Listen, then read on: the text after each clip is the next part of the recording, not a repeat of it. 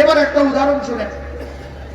হযরত ইউসুফ আলাইহিস সালাম যখন তাকে বেঁধে কুয়াতে ফেলে দিল, কষ্টটা কেমন? সবাই বলেন ডাক্তার, কষ্টটা কেমন? একটা জীবন্ত মানুষকে হাত পা বেঁধে কুয়াতে ফেলে দেওয়া, কষ্টটা কেমন?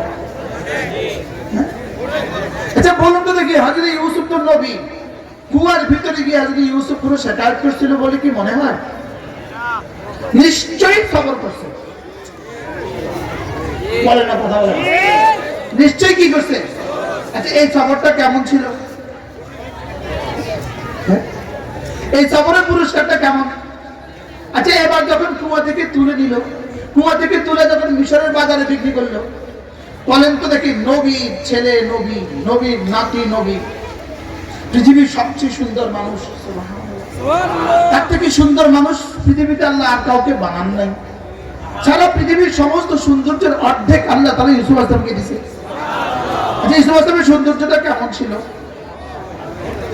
আচ্ছা এই সুন্দর ছেলেটাকে যখন বাজারে বিক্রি করতেছে গোলাম বলে, আচ্ছা ওই সময়টা হযরত ইউসুফের হৃদয়ের ব্যথাটা কেমন ছিল? আচ্ছা এবার হযরত ইউসুফ আলাইহিস সালামকে যখন কিনে নিয়ে গেল গোলাম হিসেবে এক ঘরে, এখন গোলামের সাথে কি আচরণ? এই ছেলে পানি আনো, এই ছেলে বদনা ভরো, এই ছেলে বাথরুমটা সাফাই করো। কষ্টটা কেমন? কি পরিমাণ কষ্ট! নাকি নবী যে কি পরিমাণ সবরের পাহাড়! আচ্ছা এবার কষ্টের পর কষ্ট, কষ্টের পর কষ্ট, কষ্টের পর কষ্ট, সবরের পর সবর। এবার যখন জুলাইখা একটা কামরার ভিতরে আটক করলো, কামরাটাকে রাজকীয় সাজায় সাজালো, রাজরানী যেভাবে সাজায় সেভাবে সাজালো, পৃথিবীর সব সৌন্দর্য দিয়ে কামরাটাকে সাজাইলো। এবার রানীটা সুন্দর কেমন হবে? রানী বাদশাহ বিবি, ওখানে সৌন্দর্যের আধার। এবার ইউসুফ আলাইহিস সালাম সুন্দর কেমন? এবার ওখানে ইউসুফ আলাইহিস সালামের জওয়ানি কেমন? নবীর জওয়ানি কমপক্ষে 40 জন বেহেশতি পুরুষের জওয়ানি, সুবহানাল্লাহ বলেন, কমপক্ষে 40 জন কি বেহেশতি পুরুষের জওয়ান একজন নবী। তো হযরত ইউসুফ আলাইহিস সালামের মতো জওয়ান 40 জন নবীর জওয়ানি, সুবহানাল্লাহ বলেন, 40 জন পুরুষের জওয়ানি, বেহেশতি পুরুষের জওয়ানি। সৌন্দর্য কেমন? পৃথিবী, সারা পৃথিবীর সৌন্দর্যের অর্ধেক। অফারটা কেমন? রানী সাজাইছে কেমন? রাজা আমাদের রানী। সেখানে যখন কুপ্রস্তাব, এই কুপ্রস্তাবটা কেমন? মধুময়। আচ্ছা এবার যখন হযরত ইউসুফ আলাইহিস সালাম এই সবরের মোকাবেলা, এই কষ্টের মোকাবেলা, এই কুপ্রস্তাবের মোকাবেলা যখন দরজার দিকে দৌড় দিলেন, আচ্ছা আন্দাজ করেন তো দেখি সময় কতক্ষণ হইতে পারে? প্রস্তাব করলেন, উনি দৌড় দিলেন। প্রস্তাব প্রত্যাখ্যান করে তো উনি কি করবেন বলেন? এই সবরটা, এই গুনাহ থেকে বাঁচার কষ্টের উপরে যে সবর ইউসুফ আলাইহিস সালাম করলেন, এই কষ্টটা কতদূর? প্রশ্ন। কুয়াতে সবর ছিল, কুয়াতে সবর ছিল, ছিল না? ছিল না? মিশরের বাজারে বিক্রি হচ্ছে, সবর ছিল না? ছিল না? এবার গোলাম হিসাবে জিন্দেগি যাপন, সবর ছিল না? ছিল না? আচ্ছা এ হলো সবর। এখন যে গুনার প্রস্তাব, এই গুনাহ থেকে যে সবর করে দৌড় দিলেন, এ হলো সবর। প্রশ্ন, কোন সবরের দাম বেশি? সুবহানাল্লাহ বলেন, কি বুঝছেন? আল্লামা ইবনে তাইমিয়া আলাইহিস রাহমাতুল্লাহ লিখছেন, হযরত ইউসুফ আলাইহিস সালামের কুয়াতে সবর, হযরত ইউসুফ আলাইহিস সালাম আব্বাকে ছেড়ে দেওয়ার বিচ্ছেদের সবর, মা থেকে বঞ্চিত হওয়ার বিচ্ছেদের সবর, ভাইগুলো থেকে এত কষ্টের উপরে সবর, সমস্ত সবরের মোকাবেলায় হযরত ইউসুফ আলাইহিস সালাম 1 সেকেন্ডের জন্য গুনাহ থেকে যে দৌড়টা দিলেন 1 মিনিটে, এই দৌড়টা দেওয়ার দ্বারা আল্লাহ তাআলা তাকে যেই পরিমাণ পছন্দ করলেন, এই সবরটা আগের কোটি বছরের সবরের চেয়েও আল্লাহ তাআলার কাছে বেশি। সুবহানাল্লাহ বলেন। এবার যুবক সবাইকে বলছি, সবাইকে বলি, তাহলে এবার বলুন তো দেখি, ফজরের নামাজ পড়ার উপর কষ্ট আছে না নাই? এটা কি ইউসুফ আসলামের কুয়ার কষ্টের থেকে বেশি? কুয়ার কষ্ট থেকে বেশি? রাসূলের 3 বছর গায়ের শহরের কষ্ট থেকে বেশি? যে এই কষ্টটা যদি আমি করতে পারি, তা আমার কেমন দিব আমার রব?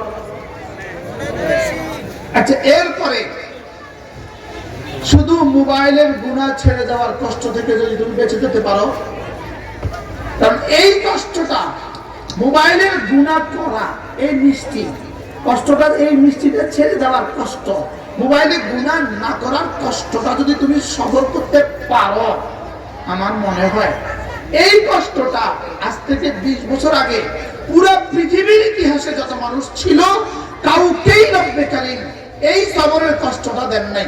এই কষ্টের উপরে সবর করলে 20 বছর আগের পৃথিবীতে যত আল্লাহর ওলি ছিল, আজকে তুমি তাদের সমপরিমাণ সবচেয়ে বড় ওলি হয়ে যাবে। কি বল? এই কষ্টটা কি সিদ্দিক আকবরের সামনে ছিল? ফারুক আজমের সামনে এই কষ্টটা ছিল? হযরত ওসমানের সামনে ছিল? ইমাম আযম আবু হানিফার সামনে ছিল? কাসেম নানতুবির সামনে ছিল? রশিদ আহমদ গঙ্গোহীর সামনে ছিল? মাদানির সামনে ছিল? আমার সামনে আছে না নাই? এবার আমি যদি এটা দেখে বাঁচতে পারি, সুবহানাল্লাহ, কি শুনবেন? এই মোবাইলের গুনাহ থেকে বাঁচার কষ্টটা থেকে যদি তুমি বাঁচতে পারো, আমার মনে হয় জিবরিল মুসাফা করবে। বলবে, হ্যাঁ, তোমার শানেই রব বলেছেন ওয়া ইন্নাল্লাহা মা'আস সাবিরিন। সুবহানাল্লাহ, তোমার শানেই রব বলেছেন ওয়া ইন্নাল্লাহা মা'আস সাবিরিন। বাহ বাহ, কি ভাই, তাহলে কষ্ট কষ্ট কয় কষ্ট বলো? কষ্ট কষ্ট কয় কষ্ট? এক কষ্টের সীমা রেখা আছে মরণ পর্যন্ত, আরেক কষ্টের কি নাই? আল্লাহ আমাদের প্রত্যেককে কিসের জন্য বানাইছে বলেন? তাহলে কষ্ট কষ্ট কয় কষ্ট? দুনিয়ার কষ্ট, সাথে সাথে ঈমান আমলের কষ্ট, এই দুটোকে যদি এক করে নিতে পারো, অচিরেই দুনিয়ার কষ্ট শেষ হয়ে যাবে, জান্নাতের মজা শুরু হয়ে যাবে। আর যদি দুনিয়ার কষ্টের সাথে ঈমান আমলের কষ্টকে মিলাতে না পারেন, তো দুনিয়ার কষ্ট কষ্ট নয়, এরপরে যে কষ্ট শুরু হবে ওই কষ্ট আর শেষ হবে। আমি একটা আয়াত আপনাদের সামনে পড়েছি গত পরশু বুধবারে বগুড়া আলতাফুন নেসার খেলার মাঠে। আমি পুরো সূরাটা তেলাওয়াত করছি, পুরো সূরা, এবং পুরো সূরা পড়ছি, পুরো সূরা তরজমা করছি। আচ্ছা, আপনাদের সামনে আমি এক আয়াত পড়ছি, একটা আয়াত তরজমা করে শেষ করে দেব। কি আয়াতটা? কি? এবার বলো বন্ধু, যদি কোন পুরুষ ভিন নারীর সামনে আসার সঙ্গে সঙ্গে 2 চোখ নিচু করে, শুধু দূর করে, আমার দিল বলে এই জামানায় রব তাকে ইউসুফ আসলামের সবরের নেকে দিল।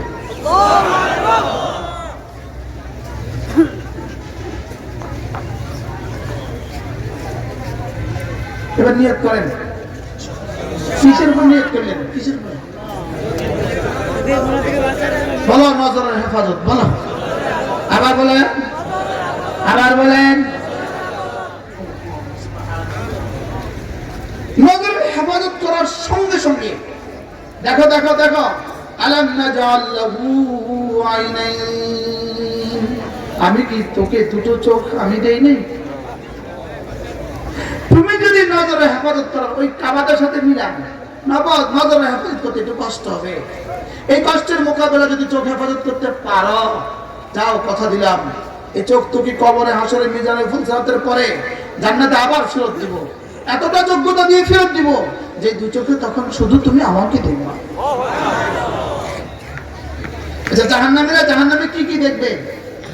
না, নিজের হাতও আর দেখবে না। জাহান্নামের কালো আগুনে নিজের হাতও আর দেখা যাবে না। স্ত্রী দেখা তো দূরের কথা, নিজের হাতও আর জীবনে দেখবে না। লেকিন জান্নাতীরা জান্নাতে রবকে দেখবে।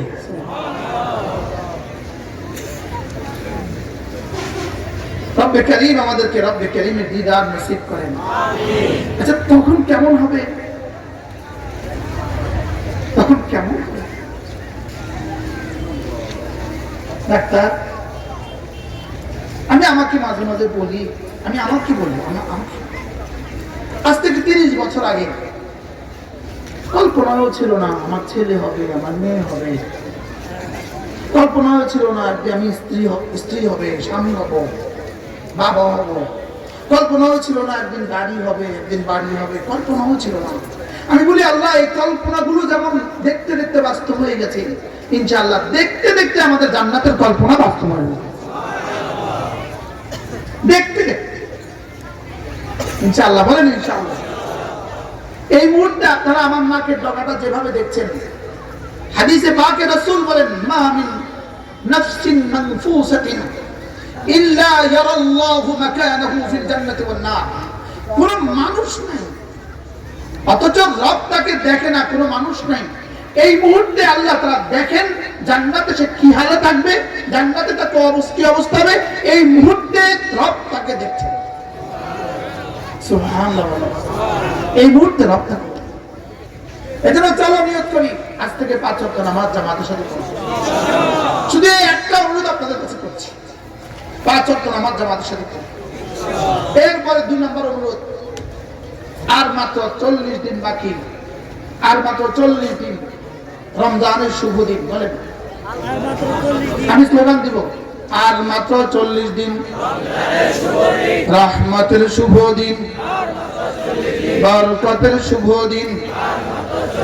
আচ্ছা আচ্ছা আচ্ছা আচ্ছা আচ্ছা, ভৈরবের হিন্দু জুতার ব্যাপারে, ভৈরবে হিন্দু জুতার ব্যাপারে অনেক জুতা বানায়। হিন্দু জুতার ব্যাপারে ভৈরবে এখন আজকের এই রজব মাসে কর্মচারী ছুটি বন্ধ। এই শোনো, ছুটি বন্ধ কেন? রমজান। আচ্ছা, এবার চকবাজারের সমাজ ব্যাপারী সমস্ত ছুটি বন্ধ কেন? জোরে বলে না। এবার বাংলাদেশে যারা চিনি আমদানি করে, চিনি এলসি করে, কোটি কোটি টাকা ব্যাংক থেকে লোন নিতেছে। লোন লাগাও লাগাও লাগাও, চিনি আনো আনো আনো, রমাদান রমাদান। এবার সয়াবিন তেল আলা আনো আনো আনো, রমাদান রমাদান রমাদান। খেজুরওয়ালা আনো আনো আনো, রমাদান রমাদান রমাদান। লুঙ্গিওয়ালা আনো আনো, রমাদান রমাদান রমাদান। ডাইলওয়ালা আনো আনো আনো, রমাদান রমাদান রমাদান। সকলেই বুঝলো রমাদান। এবার আপনি বলেন রমাদান এই জন্য দিয়েছে? একজন একজন করে বলেন, রমজান এই জন্য দিয়েছে? আরো জোরে। আমাদের রমজান কেমন? আমাদের রমজান হলে ওই বিয়ে বাড়ির মতো, যে বিয়েতে দুলা মরে গেছে। যে বিয়ে বাড়িতে কে মারা গেছে? দুলা। দুলা মারা গেছে যে বিয়ে বাড়ি। এই বিয়ে বাড়ি জোহর পর্যন্ত কেমন ছিল আয়োজন, লেকিন জোহর পরে খবর আসছে আসার সময় দুলা মারা গেছে। এবার এই বাড়ির এই আয়োজন কেমন? কেমন ফুটু বেলুন হয়ে গেছে মাতে না। এবার বলুন তো দেখি আমাদের রমজান কেমন? এজন্য ওলামায়ে উম্মত নিয়ত করেন, গায়রে হাফেজ যারা, গায়রে হাফেজ 3 খতম কোরআন শরীফ পড়ই ইনশাআল্লাহ। গায়রে হাফেজ 3 খতম কোরআন শরীফ ইনশাআল্লাহ। তারা গায়রে হাফেজ আছেন ইনশাআল্লাহ। কারণ এখন গায়রে হাফেজ কারা? সব হাফেজ, সব গায়রে হাফেজ। তো গায়রে হাফেজ শুধু হাফেজের ভিন্ন হুকুম। গায়রে হাফেজ যারা তারা কয় খতম? ইনশাআল্লাহ। এবার হাফেজ যারা তারাবি পড়াবেন না, তারা পড়তে হবে 10 খতম ইনশাআল্লাহ। কোন ইনশাআল্লাহ কোন? হাফেজ যারা তারাবি পড়বে না, পড়াবে না, তারা পড়বে কয় খতম? আর হাফেজ যারা তারাবি পড়াবেন, ইনাদের খতম মেরে রাত হাদ্দে নিস। ওদের খতম কত? এটা রব ছাড়া কেউ জানে না। আল্লাহু আকবার। শত খতম। এবার বলুন তো দেখি, রমজান আসছে চিনির লেগা, চিনির ব্যাপারে ওরা বুঝছে না? বুঝছে না? খেজুরের লেগা, ডালের লেগা, তেলের লেগা, জুতার লেগা তো সবাই বুঝছে না বুঝছে না কি বুঝছে শুধু বুঝছে না কে যার লেগা রমজান দিলে হ্যাঁ বুঝো না বাস্তব না বাস্তব রমজানের শেষ দশকে যদি আপনি ইতিকাফ নাই করলেন আল্লাহর কসম আপনি রমজান বুঝেন নাই ঠিক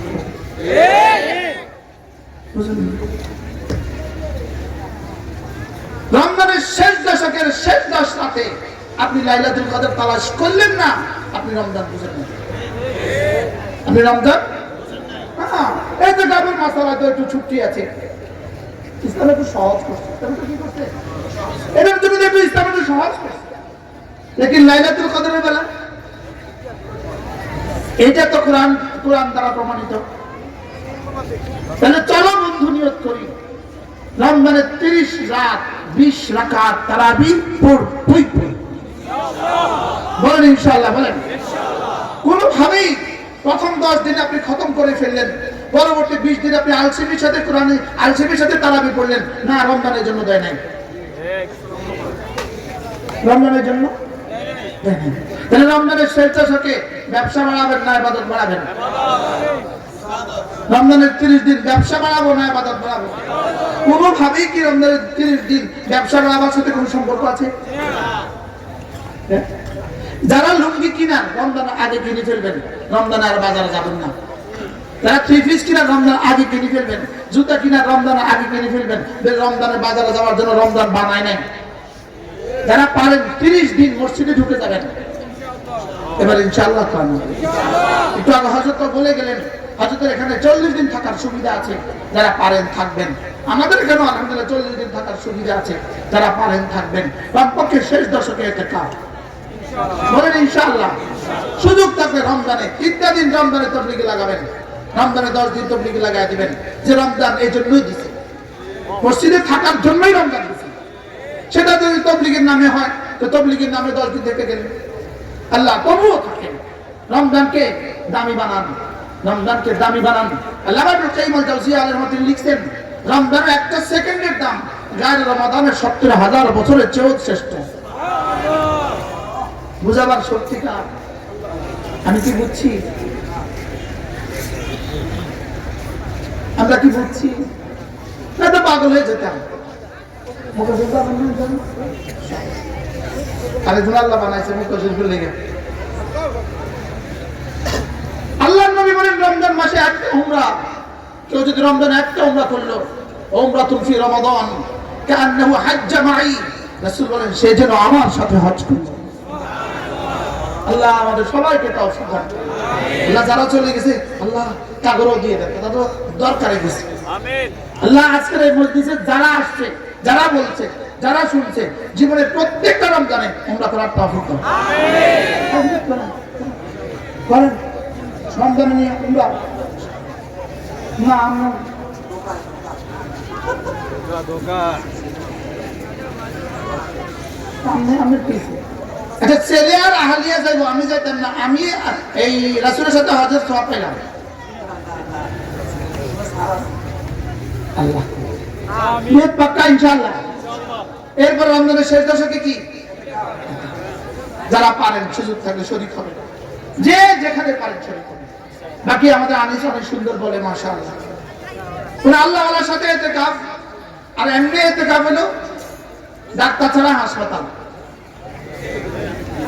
জানেন কি আপনি আল্লাহ ওয়ালার সাথে ইতিকাফ করলে ডাক্তার সহ হাসপাতাল কি হয় সুযোগ থাকলে ইনশাআল্লাহ আমাদের সুধন্যপুর মাদ্রাসা কিন্তু আগে ফর্ম ফিল আপ করতে হবে আগে ফর্ম ফিল আপ করে ইতিকাফের জন্য দরখাস্ত করতে হবে প্রত্যেক ইংরেজি মাসের শেষ শনিবার আমাদের সুধন্যপুর মাদ্রাসা জিকির মজলিস হয় জানুয়ারি 2026 31 জানুয়ারি পারলে শরীক হবেন বলেন ইনশাআল্লাহ আল্লাহ তাআলা এই মজলিসকে কবুল করেন আল্লাহ তাআলা যারা যতভাবে দান করেছেন সকলকে কবুল করেন আমি আপনাদের সামনে একটা বোঝাবার চেষ্টা করেছি লাকাদ খালাকনাল ইনসানা ফি কাবাদ রিকশাওয়ালা এতটা কষ্ট করতে পারলে সাথে নামাজের কষ্টটা নিতে পারবে না সিনজিওয়ালা এত কষ্ট করতে পারে সাথে নামাজের কষ্টটা উঠাতে পারবে না আমরা আমাদের জিন্দগি কষ্টের জন্যই বানিয়েছি।